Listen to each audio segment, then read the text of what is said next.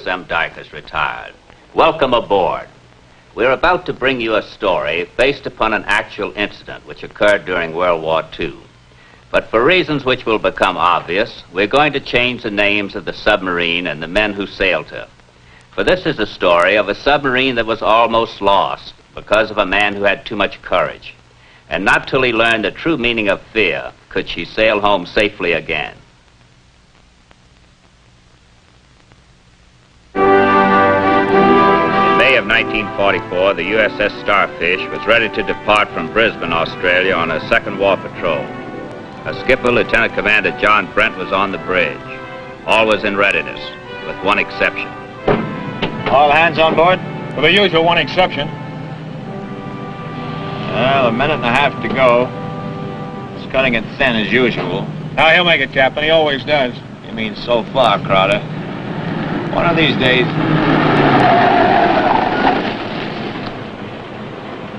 Well, see, I told you, Captain. That's his girl's car. A real nice place, this Brisbane. I must say it's been very hospitable. Thank you kindly, sir, she said. We always try to please our allies in times of stress. Yeah, come to think of it, you might have done just that, honey. Steve, come back. Honey, I'm going to do just that. Steve.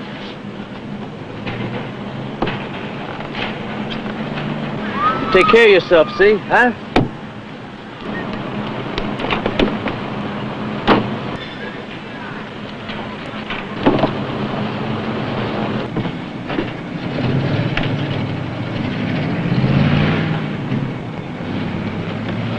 Just made it, Rand. Yes, sir. Right on time, sir. What happens if you cut it too thin one of these days? I just wouldn't do that, sir. I just wouldn't do that. Cast off all lines! That's the way it began, the second war patrol of the USS Starfish in May of 1944. And 2 weeks out of Brisbane in the South China Sea, the next incident took place. You know, Ralphie, boy, this man's war, it isn't what it's cracked up to be. That's all? This is our second patrol now. We haven't had a bit of action yet. Well, we chalked up 5 kills. Oh, a big deal. 3 freighters, 2 supply ships. It's no fun shooting at something that doesn't shoot back. Our job to keep hitting that Japanese shipping. Not to take any unnecessary chances that could... Plane out the starboard bow! Clear the bridge! Dive! Dive! Look up down. Come on, Steve. Rand up there? Yes, sir. Depth. 23 feet. 24 feet. Rand! 25 feet.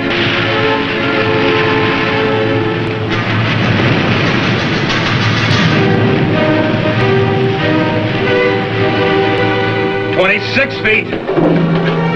Last man, sir. 27 feet. The hatch won't close, sir! 28 feet. 29 feet. 30 feet. That's secured, sir. What in places were you waiting for? I just wanted to make sure we weren't diving away from a bird, sir, instead of an airplane. Cutting figures worth taking the chance to find out. You were right. Cutting it thin again, Rand. What would happen if that hatchet hung up a few seconds longer? Take it down to 200 feet and level off. Aye, aye, sir. They never did know whether Martin had sighted an enemy plane or a bird, but for the next 2 days they continued their patrol without incident. Then on the 3rd day, events took a radical turn.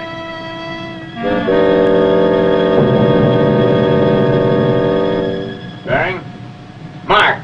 318. Set. What do we got, Captain? Looks like a tanker with a destroyer escort. Well, let us have a little fun with those babies, huh? You'll get it.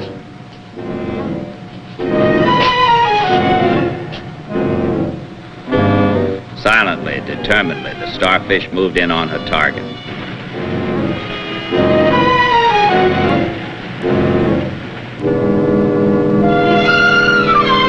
It was their first real taste of the threat of impending enemy attack. Her crew sweated out the approach. All, that is, with the exception of Steve Rand. Up scope.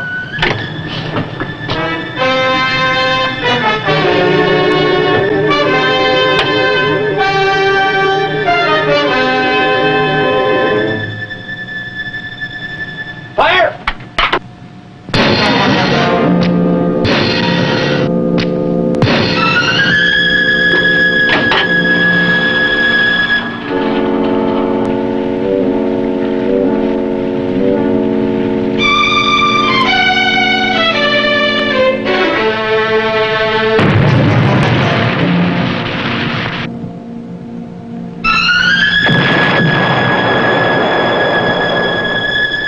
Up scope.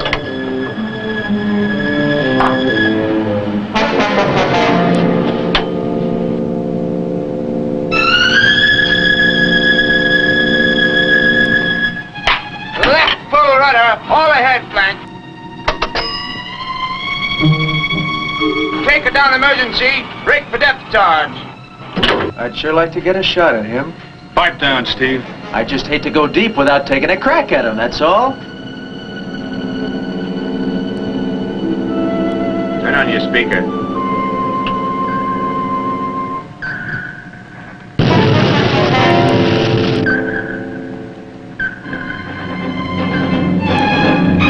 The Starfish dove to maximum depth, leveled off, and reduced speed to run as silently as possible. The enemy was determined and tenacious. The depth charge pattern efficient, deadly, and prolonged.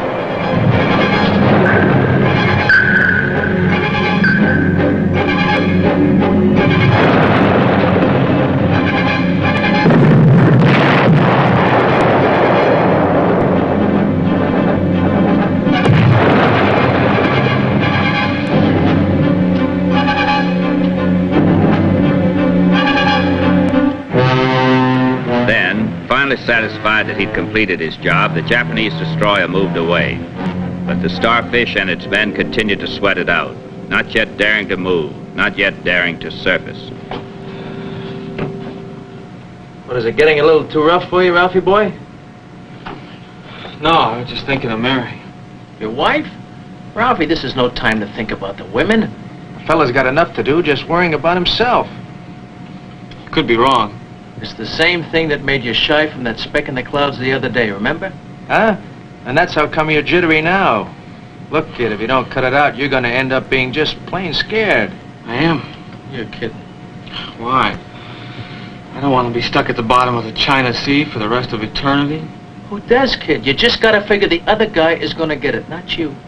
No, I don't know. And my thinking of Mary and not wanting to take chances, some cockeyed way, it kind of helps me being a little afraid. Well, like I'm... Well, part of the rest of these guys might feel that way, too. Man, you kind of lost me on that one. Haven't you ever been afraid? No. Might be better if you had. A man who isn't a little scared can get careless, Rand. He can cut it a little too thin. All right, who's got the watch when we surface? Me and Martin, sir? All right, let's take her up.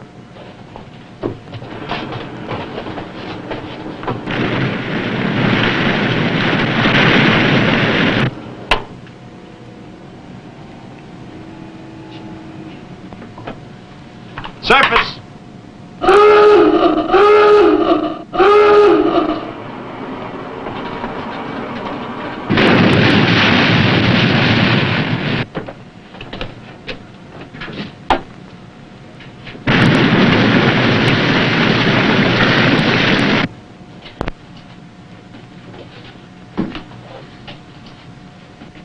All right, crack the hatch. Pressure 1/2 inch. Open the hatch.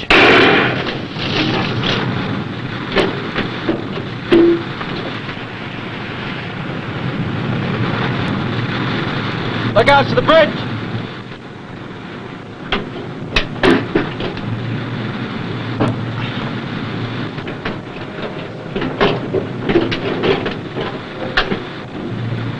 It's kind of thin again, isn't it, Steve? You didn't have much of a chance to check around. It's plenty overcast, kid. It doesn't take much time to see if anything's close enough to... Clear the bridge! Clear the bridge! Dive! Dive! Come on, kid. Let's go. Wait! Wait!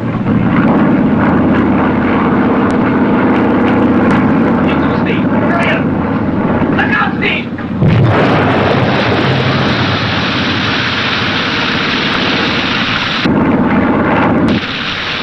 Come on, Ralphie, boy. We only got a few seconds. Ralphie! Hey, Martin, turn! Give me a hand!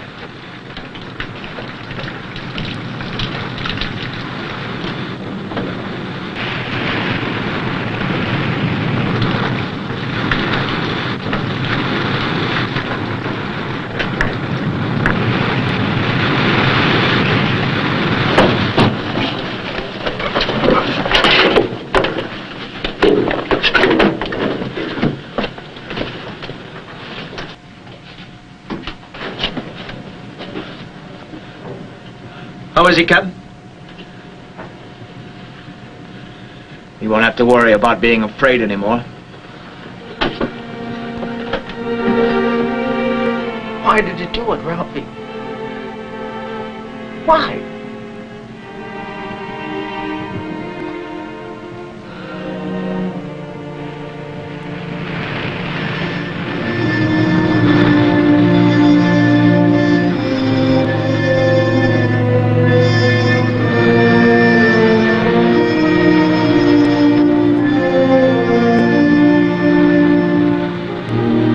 Why, Ralphie boy? Why?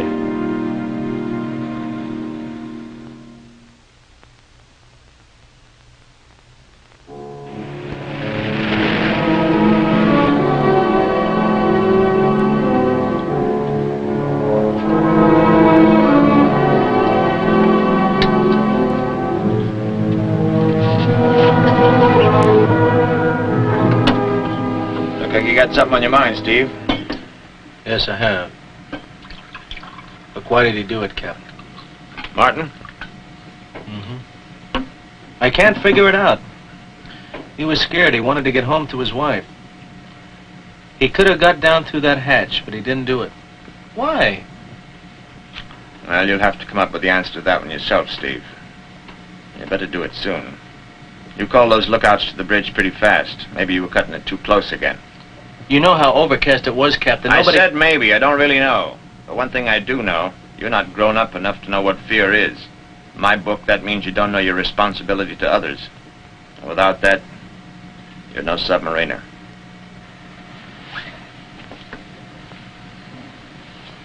I'm sorry, Steve, but I'm going to recommend your transfer out of submarines before the next patrol.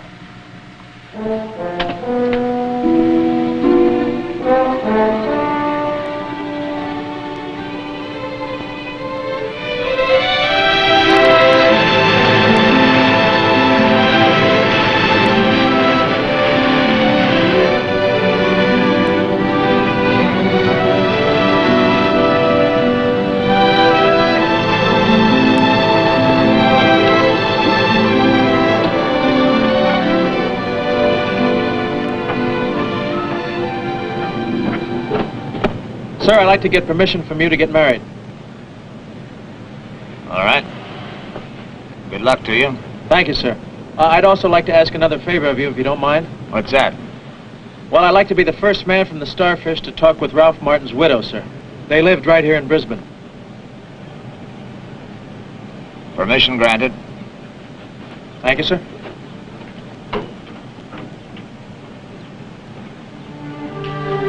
You were mighty lucky to find me in, Steve. I'm practically ready to leave. As you can see, I'm just about packed. It was fortunate you found me in as you did. I'm sorry if I interrupted you, Mary. I just wanted to tell you about Ralph. It was awfully nice of you to do so, Steve. I think I have the picture quite clearly in mind. Well, I think I have everything. These are furnished digs, you know. Ralph and I moved in here right after our honeymoon. Well, it is sometimes hard to remember what belongs to the owner and what belongs to oneself. Mary, I hope I made myself clear when I told you how very sorry I am about your husband. Please, Steve, don't give it a second thought. We all know what war is.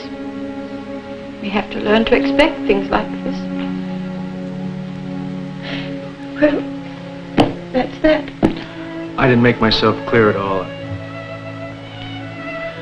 Look, the only thing I can tell you is that your husband was just about the bravest man I've ever known. Well, naturally, I'm delighted to hear that. Of course, I always knew it about Ralph. How brave and courageous, daring. I guess every wife likes to believe that about her husband. But I always knew it about Ralph.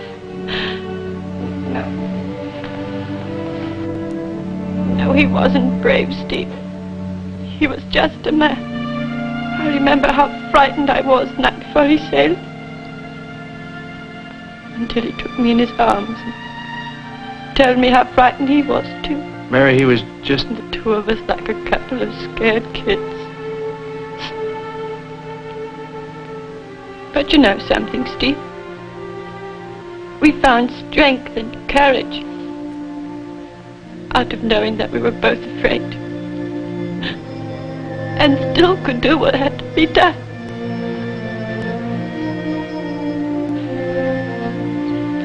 I think that's why Ralph didn't come home to me. I think that's why a lot of men won't come home. Because of that, Mary, many others will. You see, there's something about sharing fear that gives you the courage to be brave, you know? Now, that made Ralph able to do what he did. That's right, Steve. And I know it's given me the courage to do what I have to do from now on. Oh, Steve. I'm sorry. It won't happen again. Shall we go now?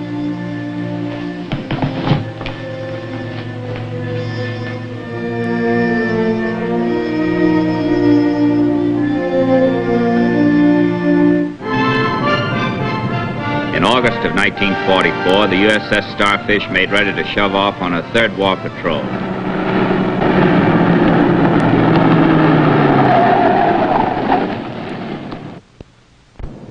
You're gonna take real good care of yourself, you hear?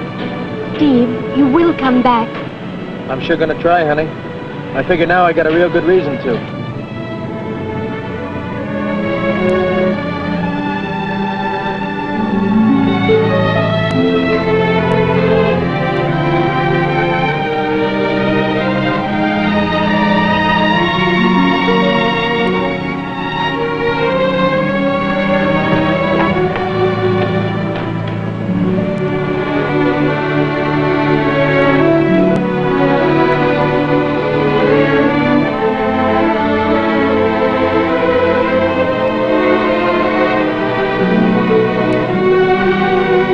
Sorry your recommendation for my transfer didn't go through in time, Captain. I didn't make it. What? Did some thinking about you. Talked to a couple of women. Women? Your wife, Martin's widow. Captain, I don't... Let's put it this way. Welcome aboard, Steve.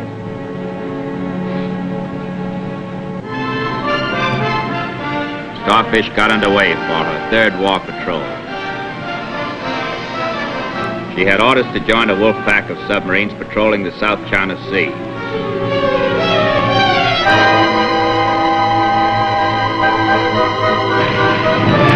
Wolf pack wreaked havoc with Japan's supply and communication lines.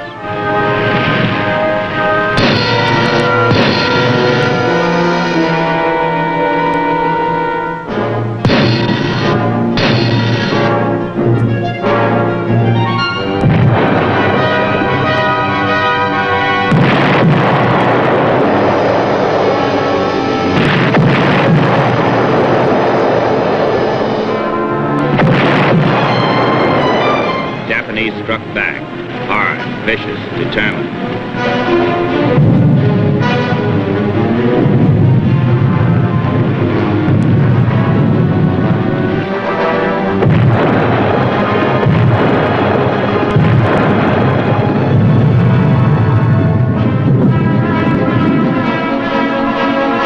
Once again, the Starfish took refuge on the bottom of the sea until the fury above passed over. All right, Ben, we're going to have to disturb this little rest of yours. The batteries are getting low. Let's take her up. I've got the watch when we surface, Captain. Very well, Steve.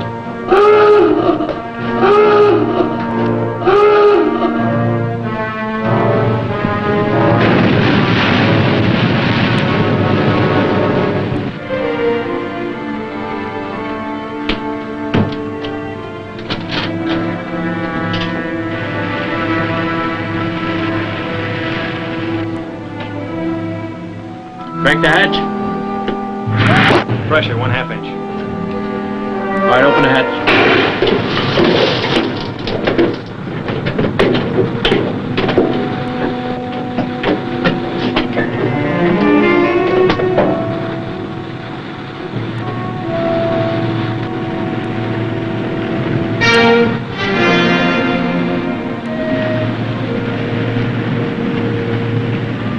Look out for the bridge.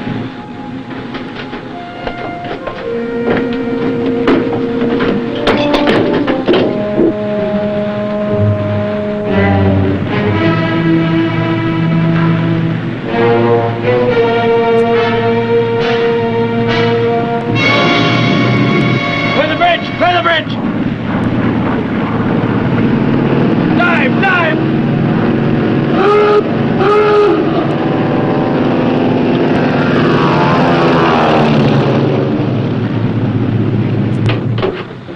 23 feet. 24 feet. 25 feet. 26 feet. You want shot, Captain?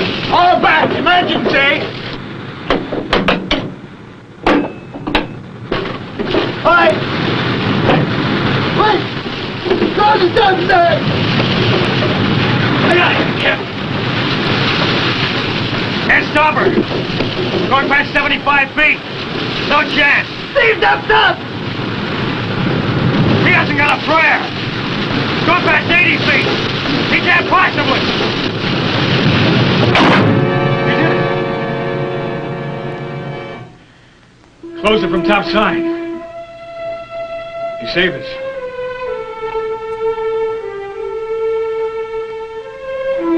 Going past 90 feet. She'll hold soon. What about?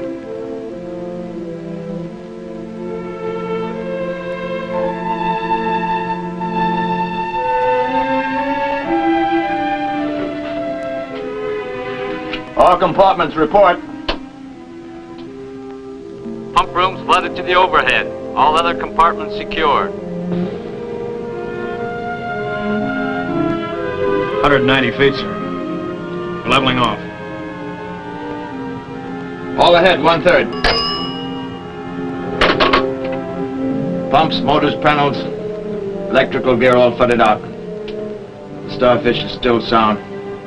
We can hand operate it safely back to Brisbane. There's one thing I know. What Steve did for Martin's widow, I guess now I can do for Steve's.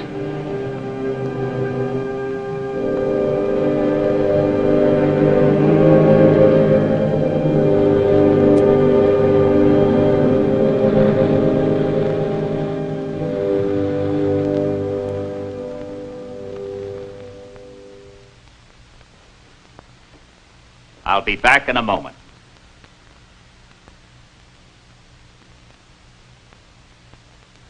And there you have it, the story of the USS Starfish and the man who enabled her to come home because he had finally learned the meaning of fear and the responsibility a man has to his shipmates. The Navy Cross was awarded posthumously to the widow of the man we've called Lieutenant Steve Rand. But there is a deeper, a greater meaning to this story than the medal. It has to do with the hearts of men, with the countless true values of living that are learned when survival itself is in the balance. Thanks for being with us. I hope you will join us again when we bring you another authentic story about the silent service. Take her down and softly fly through the deep blue underneath the ocean. We'll control the oceans wide from down, down underneath the sea. Take control, but pass the word in the future's yet to be. safe as long as there's a submarine there underneath the sea. So rig for time and take your down, down, down, go down, down underneath